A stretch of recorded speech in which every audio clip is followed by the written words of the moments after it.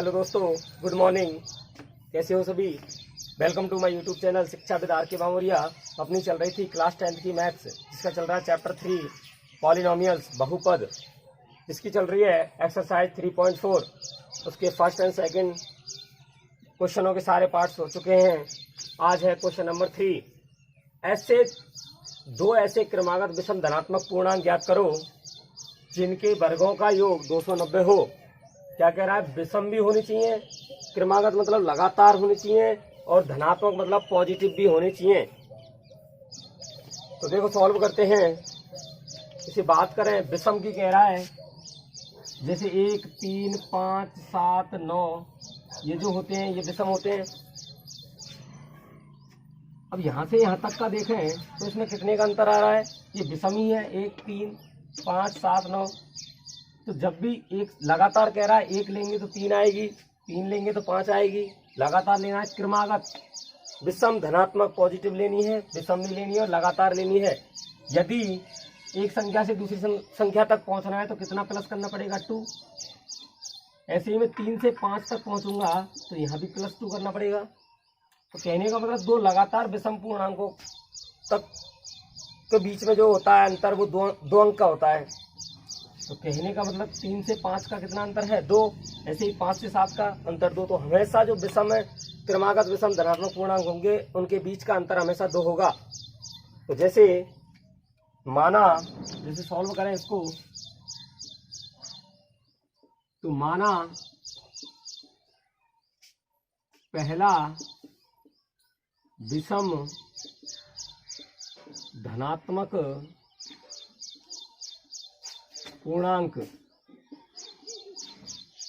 जैसे मैं इसको मान लेता हूं x, इसको मान लिया मैंने x।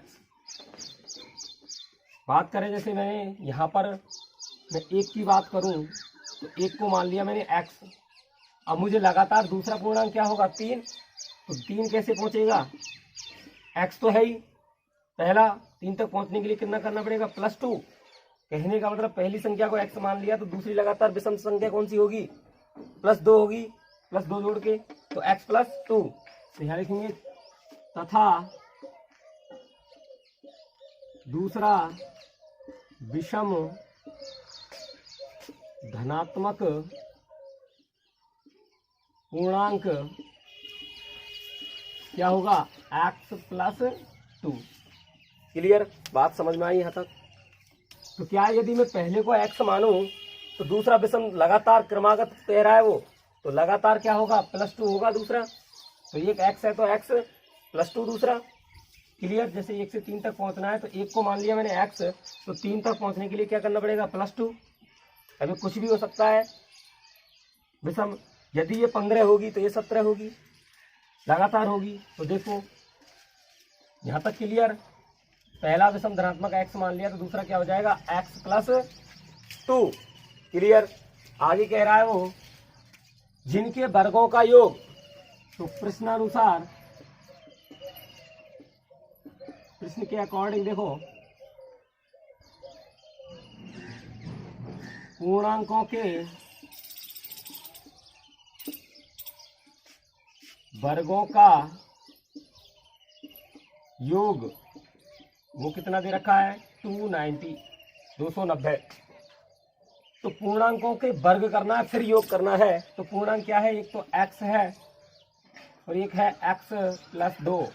ये कह रहा है पूर्णांकों के वर्ग, तो वर्ग करेंगे तो x² और इसका भी वर्ग कर दिया, x +2 का होल स्क्वायर। अब कह रहा है वर्गों का योग, योग है तो प्लस लगा देंगे, अगर अंतर होता तो माइनस। तो वर्गों का योग कितना है? वो दे रखा है 290। क्लियर? ये बात समझ में आई? पूर्णांकों के वर्गों का योग। तो पूर्णांक क्या थे हमारे? x था एक और एक था x +2। वर्ग करना है पहले, क्योंकि वर्गों का योग कह रहा है, तो वर्ग कर लिया दोनों का, x का वर्ग कर लिया x² और x +2 का होल स्क्वायर। योग करना है तो प्लस लगा दिया, कितना दे रखा है? 290। आगे इसको सॉल्व करना है। देखो इसको करें तो x² x का होल स्क्वायर x² प्लस इसमें लग जाएगा a + b का होल स्क्वायर फॉर्मूला वाला। तो क्या होता है? a² + 2ab + b² और बराबर कितना है? 290। 90। फॉर्मूला लगा दिए, A square plus 2ab plus B square, A की जगह एक्स है और बी की जगह 2, तो ए स्क्वायर की मतलब एक्स स्क्वायर प्लस 2, ए की जगह एक्स, बी की जगह 2 प्लस 2 का होल स्क्वायर बराबर 290। तो यहाँ पर देखो आगे एक्स स्क्वायर और एक्स स्क्वायर कितने हो गए, 2x स्क्वायर प्लस 2 दूनी 4 और x तो है ही प्लस 2 का स्क्वायर कितना होता है 4 बराबर कितना है 290। क्लियर। देखो 2 सब में से कॉमन आ रहा है तो इसका मतलब 2 का भाग में जाएगा पूरे में, तो 2 का भाग देंगे, देखो इसमें 2 का भाग देंगे तो ये 2 कैंसिल हो जाएगा, एक्स स्क्वायर बचेगा प्लस 2 का इसमें भी जा रहा है, 2 कितनी बार जाएगा 2 दूनी 4 2 बार गया, प्लस इसमें भी 2 का 2 बार जाएगा बराबर इसमें 2 का देंगे, 2 एकम 2, 2 चौके 8 और 2 पंजे 10, 145। क्लियर। अब वही बन गया 2 घात समीकरण, इसको मैं इधर ले आऊं तो एक्स स्क्वायर प्लस का 2x प्लस का 2 और इधर लाएंगे इसको तो माइनस का हो जाएगा 145 और बराबर आ जाएगा 0। आगे इसको सॉल्व करें तो एक्स स्क्वायर प्लस का 2x, इधर देखो माइनस के ज़्यादा है तो माइनस के बचेंगे, 145 में से 2 गए तो 143 और बराबर 0। अब वही 2 घात समीकरण बन गया, इसको सॉल्व करना है, इसको सॉल्व करेंगे, देखो कैसे करना है, वही फर्स्ट का लास्ट से गुणा करते हैं, इस एक्स स्क्वायर गुणा 143 से करेंगे तो 143 एक्स स्क्वायर, 143 की खंड करके देख लो, देखो 11 का जाएगा पहले, 11 कम 11, 11 33 पर जाएगा 13 का, तो 2 ही टुकड़े हुए, एक तो 11 इंटू 13 और इनका अंतर आना चाहिए 2, तो 13 में से 11 गए तो 2। क्लियर। और गुणा करेंगे तो 143। वही 2 घात समीकरण सॉल्व किए थे हमने, वही करने सेम। तो देखो तो इसको क्या लिख सकते हैं हम, एक्स स्क्वायर प्लस का 13x माइनस का करना पड़ेगा 11x और माइनस का 143 बराबर है 0। ये बात समझ में आ गई। वही है 2 घात समीकरण को गुणनखंड विधि द्वारा कराया सॉल्व, कैसे भी कर सकते हैं, श्रीधर आचार्य फॉर्मूला भी लगा सकते हैं, उससे भी हो जाएगा सॉल्व। तो 143 का एक्स स्क्वायर से किया था गुणा किया था तो कितना आता था, ये माइनस का है तो माइनस का आता है 143 का एक्स स्क्वायर, तो ये माइनस है तो एक प्लस की होगी और एक माइनस, यहाँ प्लस है तो बड़ी वाली प्लस की होगी, तो इसके टुकड़े होते हैं 11x और एक 13x, तो बड़ी किसकी होगी प्लस की, तो ये प्लस की और ये माइनस की, माइनस गुणा प्लस से करेंगे तो माइनस 11 गुणा 13 से करेंगे तो 143 और x का गुणा x से करेंगे तो एक्स स्क्वायर, और 13 में से 11 गए तो प्लस के बच गए 2x। क्लियर हो गया। आगे देखो इसको यहाँ सॉल्व कर लेते हैं, क्या है इन दोनों में से कॉमन क्या आ रहा है, x आ रहा है तो x कॉमन ले लिया, क्या बचेगा यहाँ पर बचेगा x तो प्लस यहाँ से x कॉमन आ जाएगा तो क्या बच जाएगा 13। आगे है माइनस, तो माइनस क्या कॉमन आ रहा है 11 आ रहा है दोनों में से, तो 11 कॉमन ले लिया, यहाँ बचेगा क्या x, ये माइनस कॉमन ले लिया तो क्या बन जाएगा ये प्लस, और 11 का भाग 143 में देंगे तो कितना आएगा 13 बराबर क्या है 0। क्लियर। आगे इसको देखो सॉल्व करें, दोनों में से एक कॉमन आ जाएगा, कोष्टक वाली सेम है, तो क्या आ गया x प्लस 13 और एक आ गया x माइनस का 11 और बराबर है 0। क्लियर। आगे देखो इसके 2 पार्ट हो जाएंगे, एक तो हो गया x प्लस 13 बराबर 0 और एक हो जाएगा x माइनस 11 बराबर 0। तो x बराबर इस 13 को उधर ले जाऊंगा तो माइनस का हो जाएगा, तो ये x बराबर इस माइनस का 11 उधर जाएगा तो प्लस का 11 हो जाएगा। देखो ये तो नेगेटिव है और नेगेटिव कोई पूर्णांक नहीं है, उसने कहा है विषम धनात्मक पूर्णांक, तो इसको तो लेंगे नहीं, इसको तो इसे छोड़ देते हैं, छोड़ देंगे। क्यों छोड़ देंगे, क्योंकि कैसा है ये ऋणात्मक है। क्लियर। तो क्या आ गया x बराबर 11, और जब x बराबर 11 आ गया तो पहला पूर्णांक क्या आ गया, x ही माना था तो पहला आ गया 11, तो पहला तो आ गया 11 और दूसरा क्या आ जाएगा, दूसरा क्या दे रखा था x प्लस 2, तो x बराबर कितना आया है 11, तो 11 प्लस 2 तो ये आ जाएगा 11 और 2 13, तो पहला पूर्णांक आ गया 11 और दूसरा आ गया 13। अब इनको देख लो, इनको वर्ग करके जोड़ लो, वर्ग करके जोड़ेंगे 290 ही आएगा। तो देखो जोड़ के देखते हैं, 11 का वर्ग 121 13 का वर्ग 169, दोनों को जोड़ा तो कितना आएगा, 9 और 1 10, 9 और 1 10, 6 और 2 8 और 1 9, 1 और 1 2, आ गया 290। इसका मतलब हमारे जो पूर्णांक है वो बिल्कुल करेक्ट है। तो कैसे किया था देखो, दोबारा देखते एक बार। माना क्या कह रहा है, ऐसे दो क्रमागत विषम धनात्मक पूर्णांक, क्रमागत है, लगातार है, विषम भी है और कैसे है, पॉजिटिव भी है। तो पहला मैंने x माना था, तो दूसरा क्या हो जाएगा, +2 करके होता है। जैसे एक विषम क्या होती संख्या, 1 3 5 7 9 11 13। तो कितना भी लगातार का अंतर निकालें हम दो विषम संख्याओं का, तो हमेशा 2 आता है। इसलिए पहला मान लिया x, तो दूसरा क्या हो जाएगा, x + 2। प्रश्न के अकॉर्डिंग क्या कह रहा है, पूर्णांकों के वर्गों का योग 290 है। पूर्णांकों के वर्ग कर लिया पहले, फिर योग कर दिया, तो x² + x + 2 का होल स्क्वायर बराबर 290। इसको आगे सॉल्व किया, a + b का फॉर्मूला लगा दिया, a + b का होल स्क्वायर वाला, तो a² + 2ab + b² बराबर 290। x² और x² 2x² प्लस 2 दूनी 4x और 2 का स्क्वायर होता है 4 बराबर 290। देखो यहाँ पर पूरे में 2 का भाग जा रहा है। समीकरण को सरल बनाने के लिए दिया था भाग, नहीं ऐसे भी सॉल्व हो जाता। तो पूरे में 2 का भाग जा रहा है, तो 2 का इसमें दिया तो 2 कट जाएगा, x² बचा, 2 का 4 में दिया 2 बचेगा, 4 में फिर दिया 2 का 2 बचेगा, और 2 का 290 में दिया तो 145 बचेगा। 145 को मैं धर लिया तो माइनस का हो गया, माइनस के ज़्यादा है तो क्या बच गए, 145 में से 2 गए तो माइनस के 143। अब इसको वही गुणनखंड विधि से सॉल्व किया था कि फर्स्ट और लास्ट का गुणा करते हैं, और गुणा करने पर वही आना चाहिए जो फर्स्ट लास्ट का किया था, और जोड़ने घटाने पर क्या आना चाहिए, बीच वाली संख्या। तो ऐसे ही किया था, 13 गुणा 11 करते तो 143, माइनस गुणा प्लस से करेंगे तो माइनस, x गुणा x से करेंगे तो x²। तो 13x में से 11x गए तो प्लस के 2x।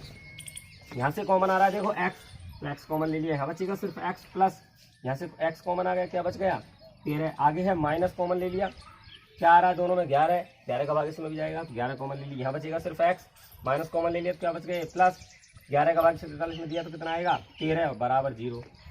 तो एक तो कॉमन वाली आ गई पुस्तक वाली x + 13 और एक आ गई x - 11। दोनों को अलग अलग कर लिया तो x बराबर एक तो आया था -13, और नेगेटिव है नहीं क्योंकि उसने कहा है पॉजिटिव है। पॉजिटिव है तो इसको छोड़ देते हैं क्योंकि कैसी है, ये ऋणात्मक है। तो x बराबर आया था 11 प्लस का, तो ये वाली संख्या मिलेंगी। तो पहली जब x बराबर मानी थी 11, तो x बराबर क्या आ गई, पहला पूर्णांक क्या आ गया विषम 11, तो दूसरा क्या होगा x + 2, 11 + 2 तो क्या आ गया 13। तो एक तो आ गया 11 और एक आ गया 13। क्लियर। तो देखिए दोस्तों, एक्सरसाइज 3.4 का चौथा क्वेश्चन है, दो संख्याओं के वर्गों का अंतर 45 है। दो संख्याओं के वर्गों का अंतर मतलब घटाना, योग होता है तो जोड़ना। वर्गों का अंतर 45 है तथा छोटी संख्या का वर्ग बड़ी संख्या का 4 गुना है, तो दोनों संख्या ज्ञात करो। तो एक संख्या है जो छोटी है और एक बड़ी है। तो माना, पहले इसको सॉल्व कर लेते हैं। देखो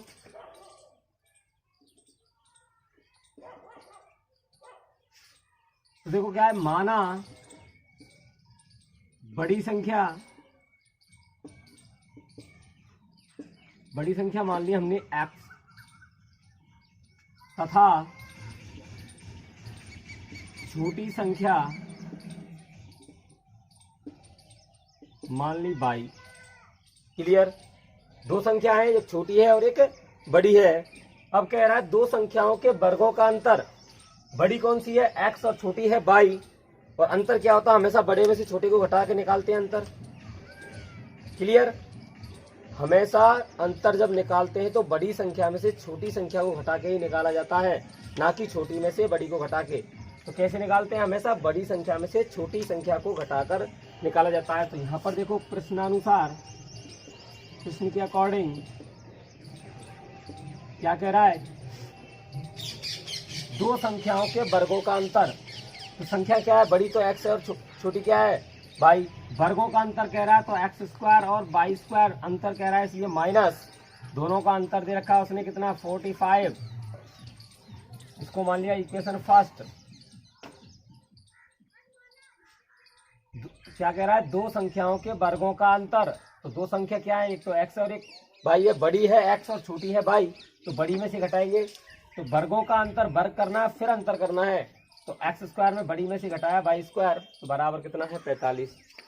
तथा और क्या दे रखा है उसने, कि छोटी संख्या का वर्ग, छोटी संख्या का वर्ग, छोटी संख्या का वर्ग बराबर है बड़ी संख्या का 4 गुना। 4 गुना। छोटी संख्या क्या है? y का वर्ग, तो y का वर्ग स्क्वायर लगा दिया, बराबर बड़ी संख्या क्या है? x का कितना है? 4 गुना, तो 4 से गुणा, तो क्या आ गया? y स्क्वायर बराबर आ गया 4x। इसको मान लिया समीकरण 2। तो समीकरण 2 में से मान रख देंगे इसका y स्क्वायर का मान समीकरण 1 में रखने पर, तो यहाँ रखेंगे y स्क्वायर का मान समीकरण 1 में रखने पर। क्लियर? क्योंकि y स्क्वायर है वहाँ भी और यहाँ भी y स्क्वायर है, तो y स्क्वायर की वैल्यू हमारे पास पता है कितनी है, 4x आई है, इसमें पुट कर देंगे। तो क्या है समीकरण 1? X square minus y square की जगह क्या रख देंगे? 4x, और आगे क्या है? बराबर का 45। क्लियर? दो घात समीकरण बनना है, अचर पद को इधर ले आऊंगा, तो एक्स स्क्वायर माइनस का 4x, 45 प्लस का इधर आएगा तो माइनस का 45 बराबर 0। क्लियर? वही फर्स्ट एंड लास्ट का गुणनखंड विधि से सॉल्व कर लेते हैं। एक्स स्क्वायर का गुणा करूंगा माइनस 45 से, तो एक्स स्क्वायर का गुणा किया माइनस के 45 से, तो ये आ जाएगा माइनस का 45 एक्स स्क्वायर। अब इसके दो खंड करने हैं कि अंतर क्या आना चाहिए? 4। माइनस का है तो एक तो प्लस का होगा और एक माइनस का, और अंतर आना चाहिए 4। तो 9 पंजे 45, 9x और 5x, 9 में से 5 गए तो 4। क्लियर? माइनस के बचने चाहिए 4, माइनस के ज़्यादा मानेंगे, बड़े वाली संख्या को माइनस मानेंगे, और ये क्या होगी? प्लस। तो माइनस गुणा प्लस से करेंगे तो माइनस, 9 का गुणा 5 से किया तो 45, एक्स का गुणा एक्स से किया तो एक्स स्क्वायर। 9x में से प्लस के 5x गए तो माइनस का 4x बच जाएंगे। क्लियर? तो खंड हो गए, एक तो माइनस का 9x और एक प्लस का 5x। इसको कर देंगे, देखो जैसी है वैसी रखेंगे। पहली वाली कितनी लेना है? माइनस का 9x और प्लस का 5x, और लास्ट वाली वैसी है माइनस की 45 बराबर 0। देखो यहाँ से कॉमन क्या आ रहा है? x कॉमन आ रहा है दोनों में से, तो यहाँ बच जाएगा x, आगे माइनस, और यहाँ से कॉमन x ले लिया, क्या बच गया? 9, आगे प्लस 5, देखो इसमें भी जा सकता है भाग, तो 5 कॉमन आ गया, यहाँ बच जाएगा x, और आगे है माइनस 5 का भाग 9 45 में देंगे तो 5 में 45, 9 बार जाएगा और बराबर 0। तो देखो कोष्टक वाली सेम आ गई, x माइनस 9 एक कॉमन ले लेंगे कोष्टक वाली, और क्या बच गई? एक x प्लस 5 बराबर 0। क्लियर? वही गुणनखंड विधि द्वारा सॉल्व किया है। तो आगे इसको सॉल्व करें, देखो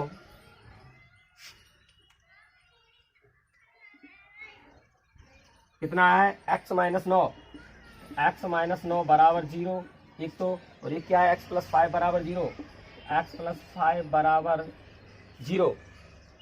तो x बराबर माइनस का 9 है, x माइनस 9 है, माइनस का है तो उधर जाएगा, किसका जाएगा? प्लस का, तो x बराबर आ गया 9, यह है प्लस का, और ये x बराबर प्लस का है, उधर जाएगा तो माइनस का हो जाएगा, माइनस का 5। माइनस वाली है, इसको छोड़ सकते हैं।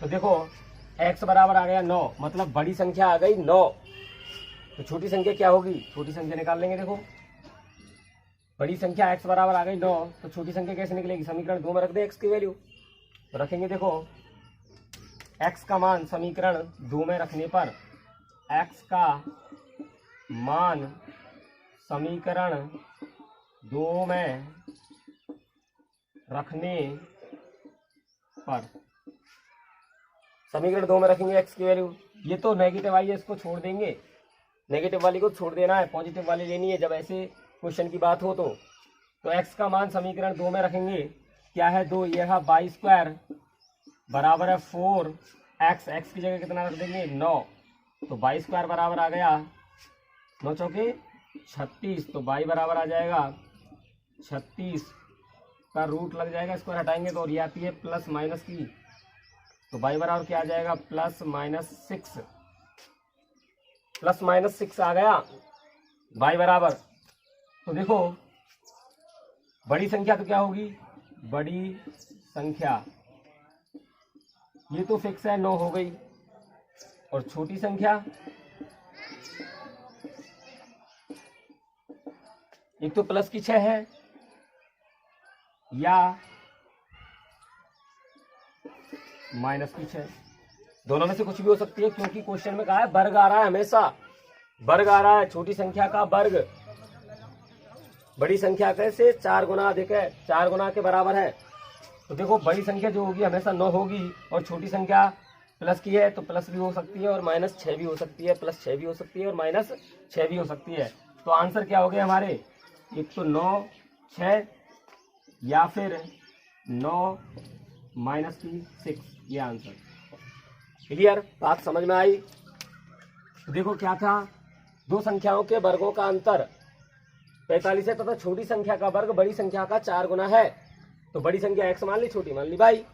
प्रश्न के अकॉर्डिंग क्या कह रहा है, संख्याओं के वर्गों का अंतर, बड़ी में से छोटी घटाते हैं, अंतर निकालते हैं, तो वर्गों का अंतर है तो वर्ग कर लिया, x स्क्वायर और y स्क्वायर अंतर है तो माइनस लगा दिया, बराबर कितना दे रखा है 45, तथा छोटी संख्या का वर्ग बराबर है बड़ी संख्या का 4 गुना। तो छोटी संख्या क्या है y, तो y स्क्वायर वर्ग कर दिया, बराबर बड़ी संख्या क्या है x का 4 गुना, तो 4 से गुना, तो y स्क्वायर बराबर आ गया 4x। समीकरण 2 दे दिया, उसको दे दिया समीकरण 1। तो y स्क्वायर की वैल्यू समीकरण 1 में पुट कर दूं तो x में ही आ जाएगा, द्विघात समीकरण बनाना है हमें।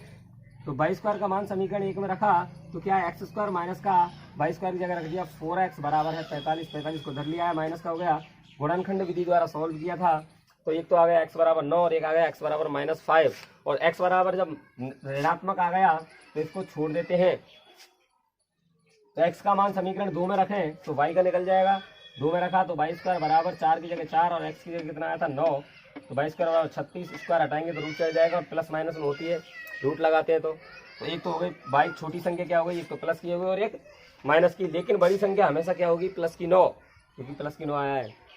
तो क्लियर, छोटी संख्या क्या है 6 या फिर -6, तो आंसर क्या होंगे, या तो 9 6 या फिर 9 - 6। क्लियर।